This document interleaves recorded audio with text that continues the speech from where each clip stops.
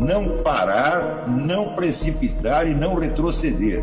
Então dizer para esse cara, sabe quando nós vamos parar? Nunca. Nunca na sua porca vida. Né?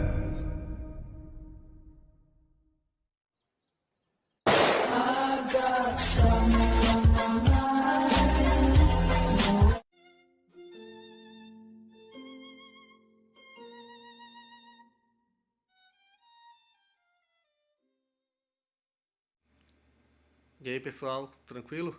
Então vem aqui antes do vídeo começar, pedir para vocês se inscreverem, quem não for inscrito, compartilhar, curtir, comentar. Quem puder seja membro do canal, que isso ajuda bastante. Tem também o link do Apoia-se. Quem puder ajudar nosso canal e apoiar financeiramente vai ser muito bem-vindo.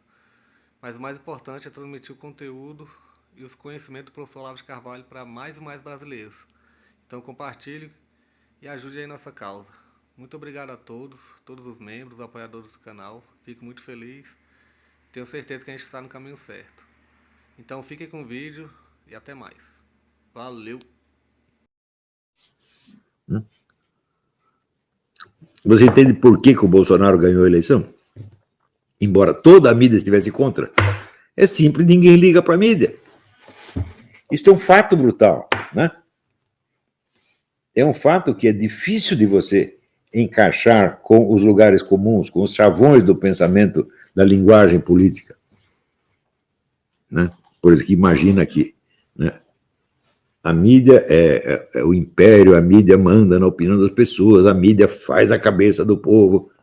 Todo mundo diz isso, uns a favor, outros contra. Mas o fato é o seguinte, isto não acontece. Né? Então, outro dia eu vi o nosso presidente falando, né, a missão da imprensa na democracia. Eu digo, mas espera aí, quem tem apenas 1% da audiência, que missão pode ter no conjunto? Só a missão de fazer de conta que tem uma missão. Isso é tudo. Né? Então vocês entendem por que não há uma ciência política eficiente? Porque está todo mundo envolvido numa conversa que lhe parece elegante, que lhe parece importante e que enche você de prestígio e tudo que você quer na vida é aprender a falar desse jeito. Quero aprender a falar como o FHC, né? Ou como o professor não sei o quê. Então, tudo isso aí é um aprendizado de papéis sociais, não tem absolutamente nada a ver com ciência. Né? Então, com quem eu aprendi meu papel social? Com ninguém. Né? Não tinha ninguém para me ensinar. Né? Quem fez alguma vez um serviço parecido com o Olavo no Brasil? Ninguém nunca fez. Então eu tive que inventar eu mesmo. Pô. E por isso eu falei, desse papel social que eu entendo, porque fui eu que inventei. Né? Já dizia Jean Batista Vigo que nada nós conhecemos tão bem quanto as coisas que nós mesmos fizemos. Né? Mas o sujeito que está a fim de aprender um papel social, de professor universitário, etc., etc., ele nunca vai ter consciência do que se passou com ele, pô.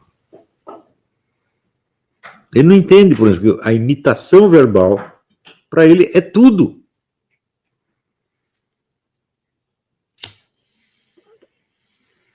E, vamos dizer, a comparação entre o seu discurso e a realidade, ele não pode fazer, porque ele não sabe o que é realidade. Né? Qual é o acesso que ele tem à realidade? Só o que os outros dizem a respeito dela. Não tem, vamos dizer, se o sujeito não tem a capacidade da expressão das suas impressões, ele não sabe o que é realidade. Né? Aí se você aprender a ciência, não adianta, meu filho, porque a ciência opera em cima de uma linguagem que é pré-científica. E essa linguagem pré-científica é a mesma linguagem da literatura, da poesia, etc., etc., etc. Ou seja, se você não tem o domínio da sua língua pátria em nível literariamente suficiente, nunca você vai entender nada. Isso é impossível. Você não sabe escrever, mas ele tirou diploma em física. Ele não vai entender nem os conceitos da física. Ele pode saber assim, manipular, o suficiente para enganar os outros, mas ele não está sabendo o que ele está falando. Então, por exemplo, você Você pega um físico e me diz aí o que é matéria. Tem algum físico que sabe? Nenhum físico sabe. Só que os físicos sabem que matéria não é o nome de uma coisa, é o nome de um problema. Todo físico realmente capacitado sabe disto. Porque ele sabe que ele não é capaz de pegar uma impressão e transmutá-la em palavras que digam o que é matéria. Ninguém sabe o que é isso. Então, para você saber o que é matéria, você tem que saber equacionar o problema filosófico da matéria, pô. Isso é o máximo que você vai conseguir fazer. Todos os grandes físicos sabem disso. Einstein sabia disso, Max Planck sabia disso, Heisenberg sabia disso. Mas tem camarada que acredita que existe matéria. E ele diz que é materialista. Né? O que eu posso fazer? Ele não é materialista coisa nenhuma. Karl Marx dizia que era materialista e não era. Ele pensava que era, por quê? Porque ele não sabia o que era matéria.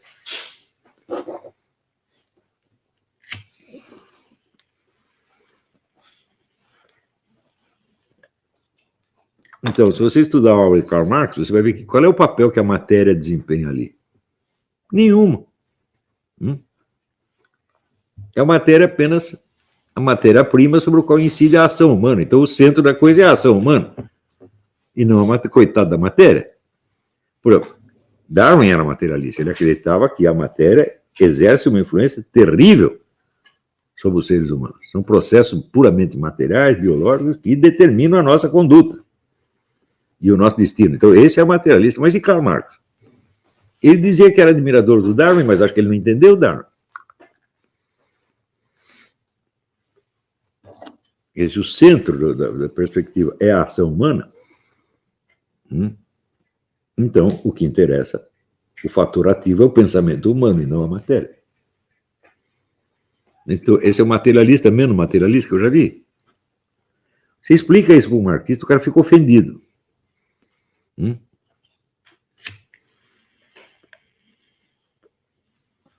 Por que fica ofendido? Porque ele não quer conhecer o marxismo, meu Deus do céu. Ele quer só falar a respeito e ser aceito por outros que também se dizem marxistas. É tudo teatrinho, vocês entenderam? O cara quer ser aceito no meio social.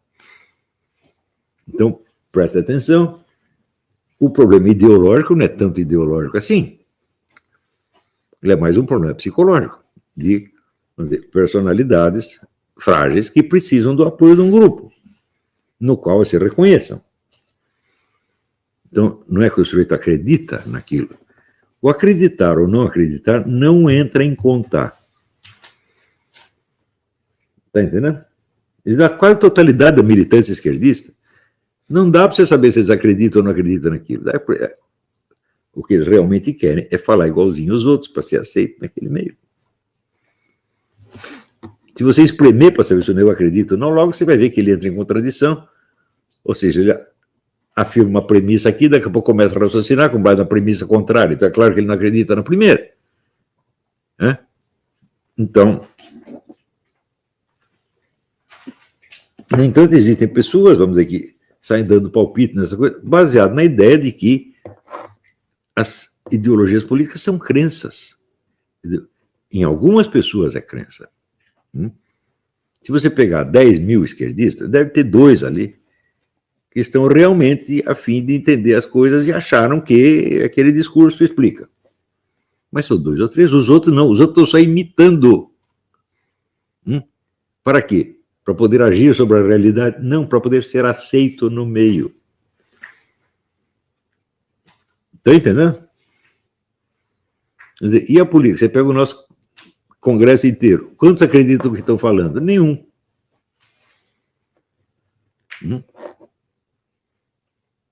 É tudo querendo parecer bonito, meu Deus do céu. Você pega esse pessoal que subiu com o novo governo, diz, são conservadores, são liberais. Não são nem conservadores, nem liberal, nem coisa nenhuma. Eles estão só brincando. Infelizmente, as coisas são assim. O sujeito quer falar de tal maneira que ele seja reconhecido por tal grupo como um membro do grupo ou como inimigo do outro grupo. O que isso tem a ver com o conteúdo da sua crença? Absolutamente nada. Então, por exemplo, durante a campanha eleitoral, havia um grupo chamado intervencionista, né, que queria, então, que os militares subissem ao poder. Eu digo, mas você realmente quer isso? Como é que é? No que é? No que consiste a subida dos militares ao poder? Me descreve aí, como é que é? Você não sabe fazer.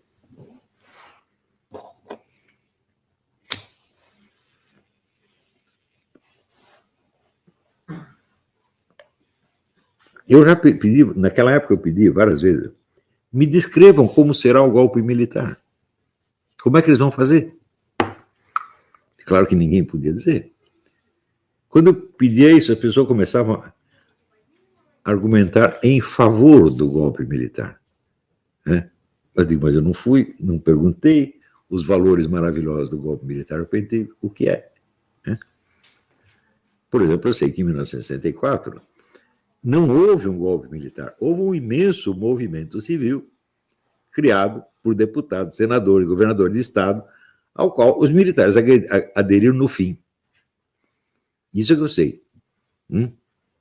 Mais ainda, esse golpe era aprovado por toda a mídia existente, com exceção de um jornal, por toda a televisão, pela Igreja Católica, pela Igreja Protestante, pelo Centro Espírita, pela maçonaria, por todo mundo. E pelo Congresso, claro. Foi isso que aconteceu em 64. E agora, você quer fazer o golpe militar o quê? O Congresso está contra, a mídia está contra, o povo está contra, a maçonaria está contra, todo mundo está contra, é isso que você quer? Então, do que vocês estão falando? Então, você entende? Intervenção militar é apenas uma palavra. É um signo identificador de um certo grupo, onde as pessoas se sentem amadas e respeitadas. É só isto. Você entende por que a discussão política se torna impossível nesses termos? É tudo assim, meu Deus do céu.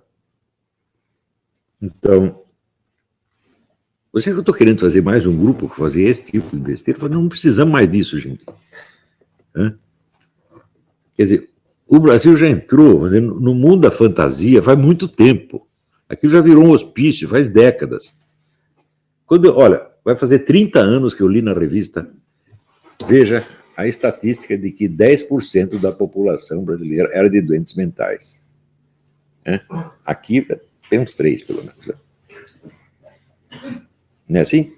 E eu, na época, fiquei assustadíssimo. Falei, 10% é muito, meu Deus do céu. Ninguém ficou assustado, isso é normal, isso aí. E hoje, quanto é? Com certeza é muito mais. Mas ninguém está ligando para isso. Você vira, nós vivemos num país que tem 70 mil homicídios por ano e nunca houve um debate público a respeito. Houve debate público a respeito da corrupção, da reforma da Previdência, dos aumento do salário, não sei do quê. Mas e matar 70 mil pessoas não tem importância? Das pessoas em geral, elas confundem isso aí com a violência. Bom, violência. O sujeito está lá batendo na mulher, isso aí é violência, né? Mas ela sobreviveu, porra. Então não foi um homicídio. Mas você tem 70 mil homicídios, quer dizer que o sujeito bateu até matar a desgraçada. Como é que a gente pode aceitar isso aí como se fosse coisa normal? E ficar discutindo outros problemas? O que é a corrupção petista perto disso? Não, deixa os petistas roubar quanto quiser. Olha, se fizesse, me propusesse isso, olha, nós vamos continuar roubando, mas não vamos parar com 70 mil homicídios. Olha, tá bom, pode roubar. Leva todo o dinheiro que quiser. Eu não ia ficar escandalizado com a corrupção como eu fico com 70 mil homicídios. Porque acho que até para ser roubado o sujeito precisa estar vivo, ou estou enganado. Quando você vê que os fatos da ordem material mais brutais são ignorados, é claro que não é possível discutir nada com essas pessoas. Elas não sabem do que estão falando e não querem saber. É tudo um bando de criança querendo ser aceita em determinado meio e desempenhando o papel. O gente foi lá eleito deputado, falei, agora vou representar o papel do deputado, o nacionalista, o comunista. Que porcaria! Lá não tem um nacionalista, não tem um comunista, não tem um liberal, não tem um conservador, não tem nada, só tem criança, meu Deus do céu. Agora, tem cara que estudou as coisas e quer fazer na realidade. E, evidentemente, o que os outros vão dizer a respeito dele não tem nada a ver com a realidade dele. Essa coisa que espalha sobre o Vélez, está falando. O Vélez do Código fala, não, é um cara totalmente imaginário. Eu não digo que o Vélez é extrema-direita. Né? Eu digo, meu Deus do céu, ele é um liberal, como o Uribe. É isso que ele é. Né? Quer dizer que eu concordo 100% com a política? Não concordo, mas eu confio que ele pode ser um bom ministro. Né? Ele é extrema-direita. Bom, o que quer dizer extrema-direita? Né? Me defina o que é uma extrema-direita. Extrema-direita é um cara do qual você não gosta. Isso é tudo que a gente consegue obter. Eu digo, agora, até quando nós vamos aguentar esse tipo de discussão de malucos? Um dia isso tem que parar. Né? E esse curso, entre outros que eu estou dando, é para isso. Você tem um certo número de pessoas que dizem, não, peraí, nós queremos realmente saber o que está acontecendo. Não queremos tomar posição. Outro dia eu dei aula sobre o negócio da escola de Frankfurt, né? E a primeira coisa que eu falei é o seguinte, praticamente tudo que a direita está dizendo sobre a escola de Frankfurt é tudo besteira. Porque eles acreditam que a escola de Frankfurt é uma parte do movimento comunista e que quer destruir as instituições cristãs e familiares para implantar o comunismo. Mas não é nada disso. É muito pior do que isso. Né? Quem assistiu a aula? Quem aqui assistiu a aula do sábado? Né? Você não assistiu? Você assistiu?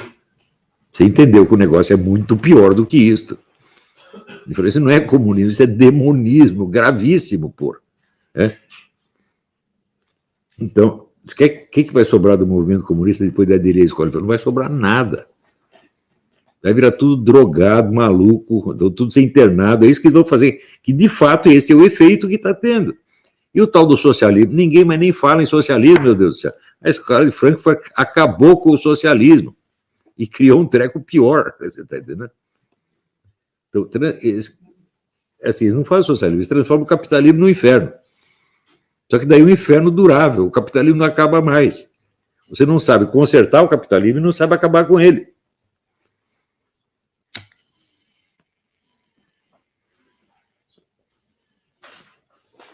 Então,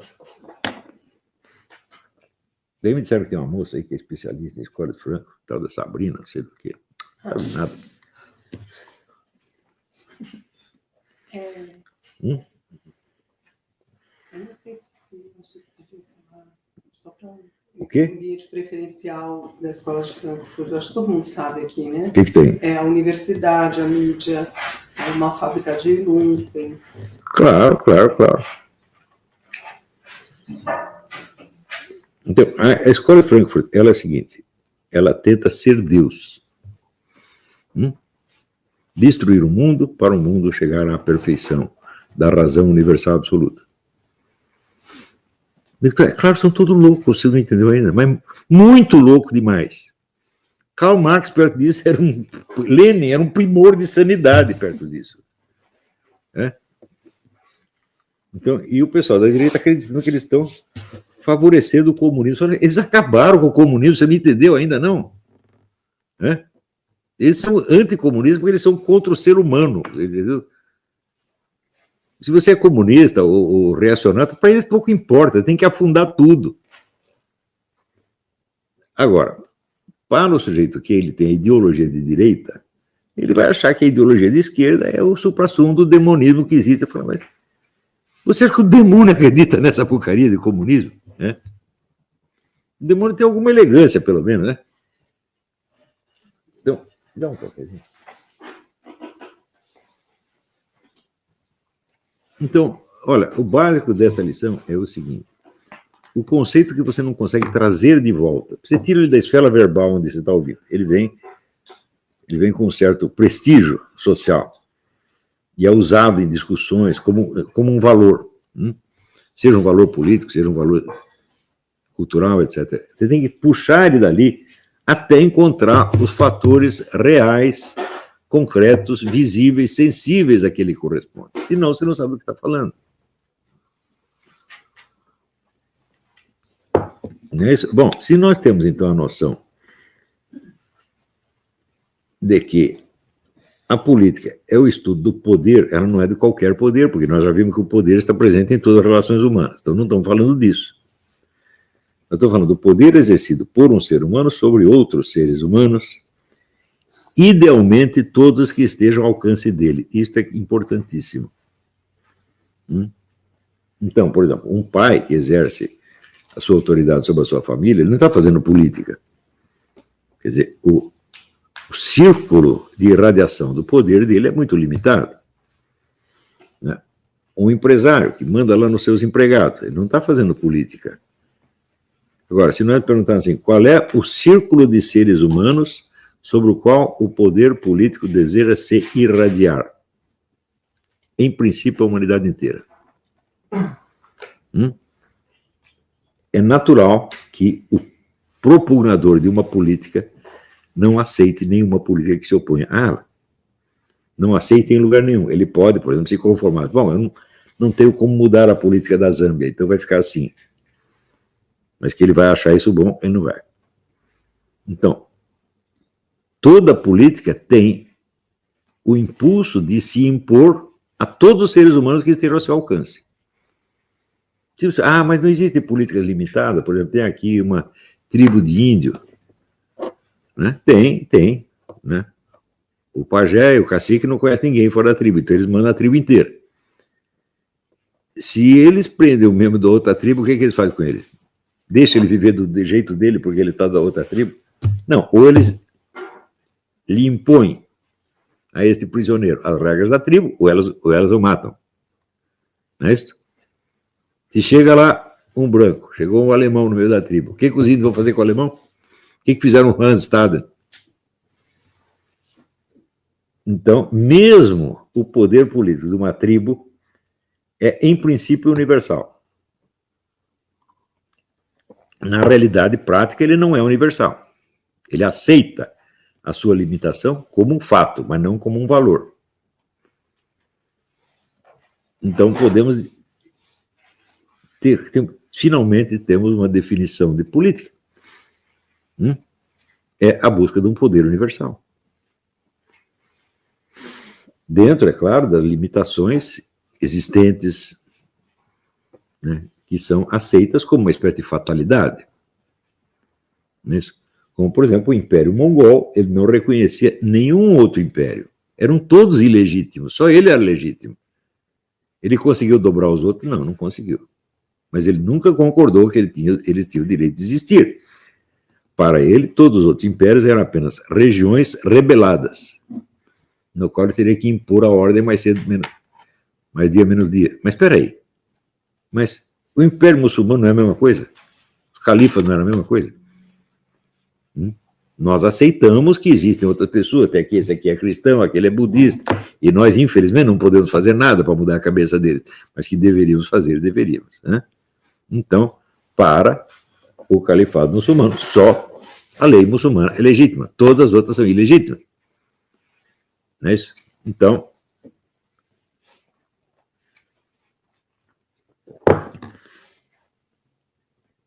o poder político, ele se conforma com seus limites reais, empíricos, por assim dizer, mas ele não os aceita como eternamente legítimos. Então, em princípio, a política é a busca do poder universal, por mais limitado que esteja. Então,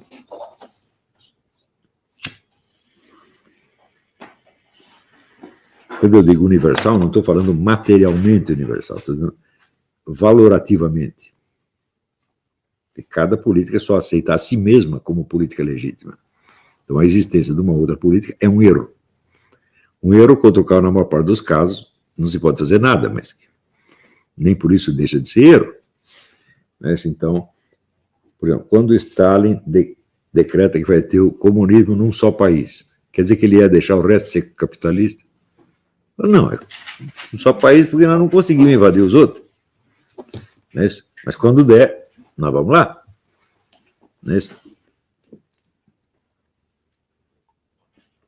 Então, o Hitler, aqui é o império da raça alemã. Deu muito bom. Então, o império da raça alemã é só para a raça alemã? Você manda em tudo quanto é alemão, os alemães mandam em si mesmo e deixa os outros viver em paz? Claro que não é nada disso. Então, Então, por enquanto, não dá para a gente impor o poder alemão a todo mundo, mas quando der, nós vamos impor. Isso está no centro de toda a política. Então, você vê que a existência de uma coisa chamada democracia é, de certo modo, incompatível com a existência da política. Uma política democrática é uma espécie de contradição de termos. Mas como na vida, a vida é cheia de contradições, bom, nós podemos viver com essa também. Quer dizer, você querer, por exemplo, impor a igualdade dos direitos humanos por meio da política. Se é possível? Não, não é possível. Não é possível, mas a vida é cheia dessas combinações absurdas, das quais você às vezes tem que viver. Não é isso? Então,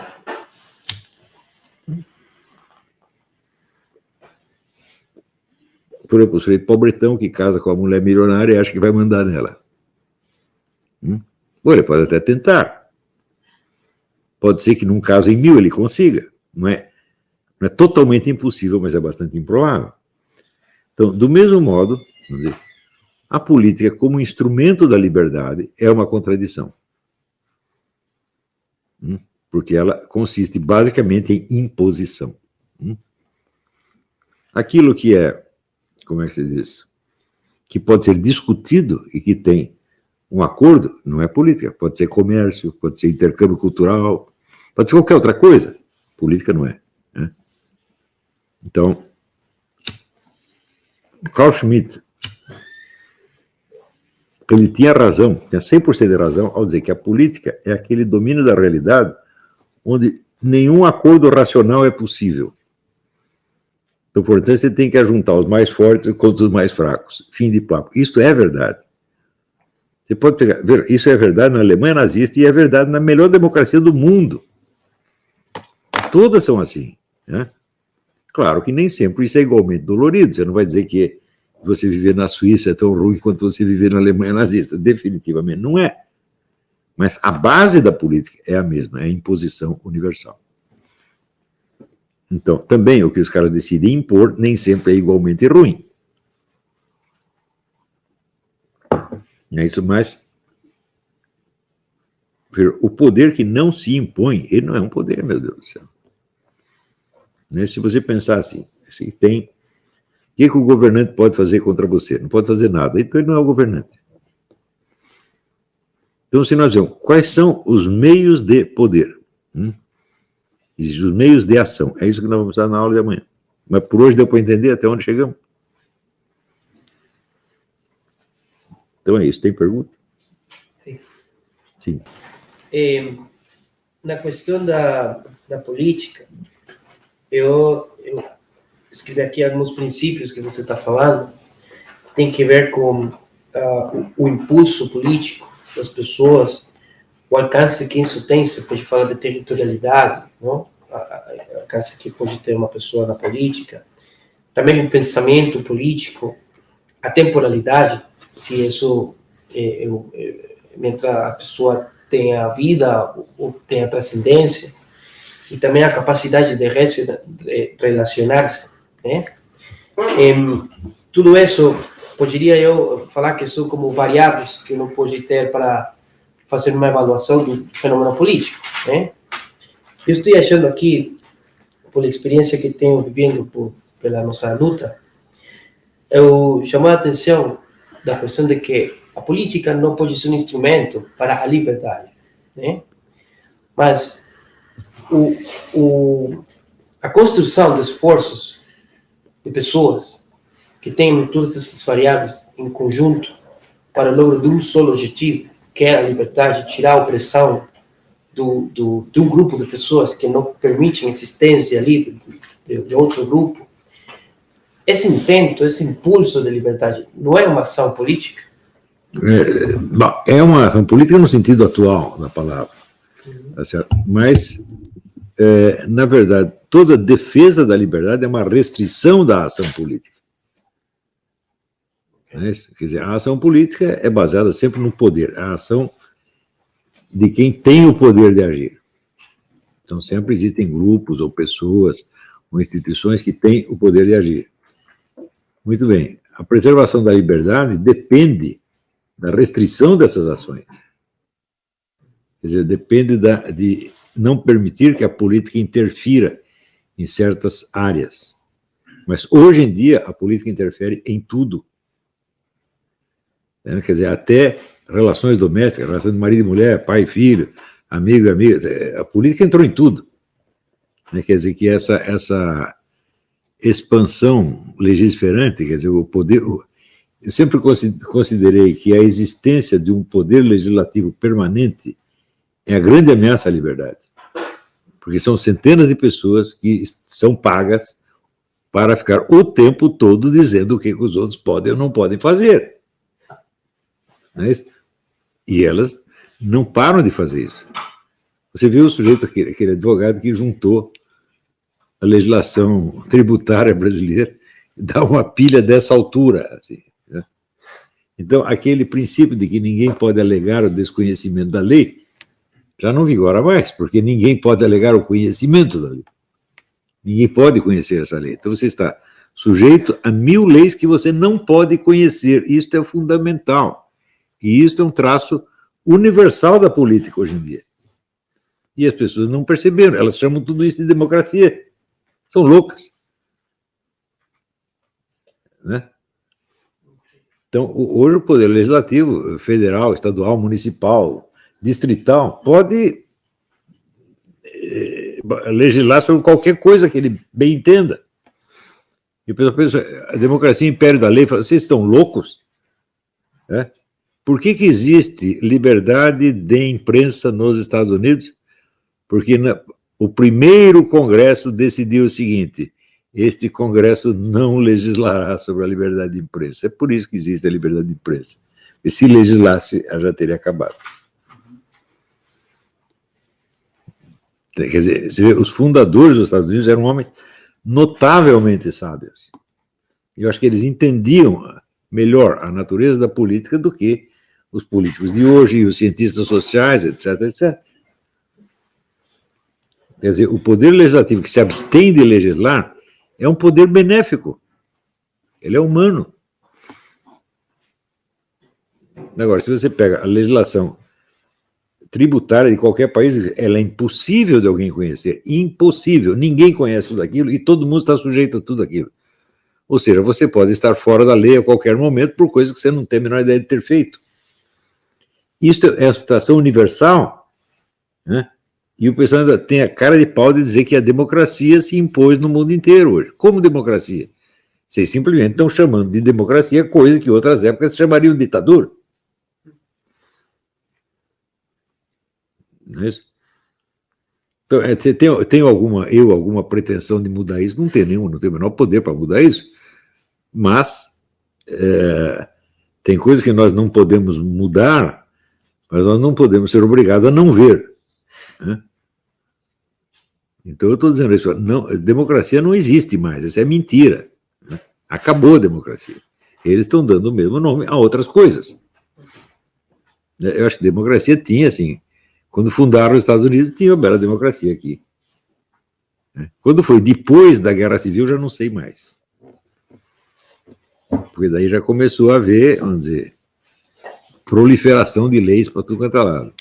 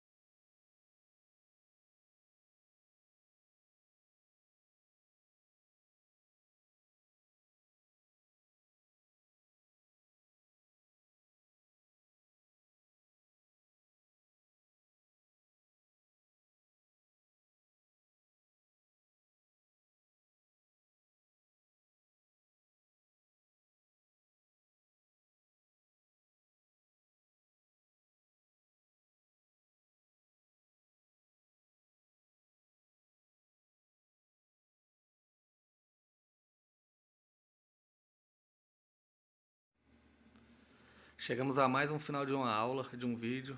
Espero que tenham gostado. Quem não se inscreveu ainda, se inscreva, compartilhe, comente. Ajude o nosso canal, apoie, seja membro. E ajude o nosso canal a chegar a cada dia a mais brasileiros que precisam muito do conhecimento do professor Olavo de Carvalho. Então é isso aí, fique com Deus, até o próximo. Valeu! Então é isso aí, pessoal, que é o nosso canal, que são alguns livros que eu já li. A maioria foi doação, mas alguns eu adquiri, professor Olavo de Carvalho. Alguns livros se perderam aí que eu emprestei, professor Alexandre Costa, a Bíblia Sagrada. 10 lições sobre Karl Marx. Indico a não ler esse livro, que é muito ruim mesmo. Alguns pensadores aqui que realmente, como o professor Olavo de Carvalho disse, não são pensadores. Valeu, tamo junto aí. Apoie nosso canal, seja membro.